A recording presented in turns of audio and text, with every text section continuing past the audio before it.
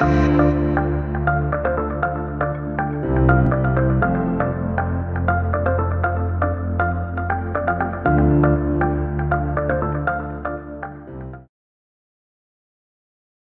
morning, it's Chaplain Greg. I've done a couple videos from this chair having to do with the dying process and my mother-in-law. I thought I would finish up the process today. Just as the crystals of snow on the ground are all different, we all come into the world a little differently, and we leave the world each in a unique way. We were remarking a couple nights ago how my father died quickly, and Peggy's father died relatively quickly, but her mother's process was very different. Her process of leaving this world. She did stop eating, as people do when they get to this point, and she stopped asking for water, but still the Lord did not take her day after day after day. And this process went on for several weeks, and various daughters would come by to take care of her, and I came by too, and went on for, and I have to say it was a difficult process. She couldn't speak very clearly at the end, but she would verbalize a lot. And then eventually she drifted into a state called terminal delirium, which happens to a lot of people at the end of life, especially when they are experiencing pain from one illness or another.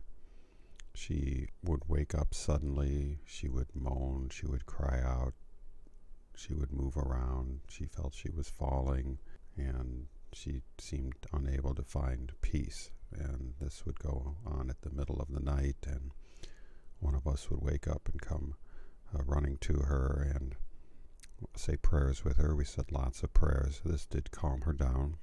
I know in a previous video I said that people often prefer to die alone, but in this case, during this process, she really wanted us around. And even if I would go away, or Peggy would go away 10 feet away to the kitchen, she would notice and she would get distressed. So someone was saying prayers with her quite a bit. So we said our prayers and we adjusted the medicine and we waited. And last night, when everybody was in bed and she was alone, she died. And she went very peacefully. My point in doing this video is to say that every birth is unique, and this is a birth. This is a birth into a new life, a life beyond suffering, a life where there are familiar faces waiting, and a party has been prepared. And she told us about the party, and she told us about her husband and specific people she saw, and told us to make the tuna casserole, which we did. And there was a lot of joy in this process also. She was very loving, very kind, very appreciative, thanking us profusely, frequently, but it was uncomfortable and lengthy.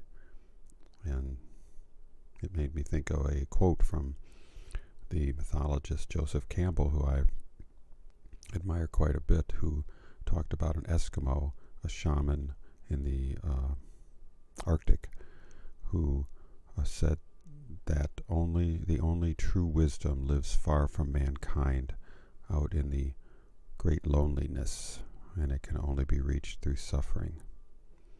So my wish and my prayer is that through this suffering she has achieved great wisdom and great peace, and I'm sure there's a great party going on also. I hope these videos have been educational, and I thank you for watching. Please subscribe and like these videos, and check out my new website, gregholden.com, and I wish you peace.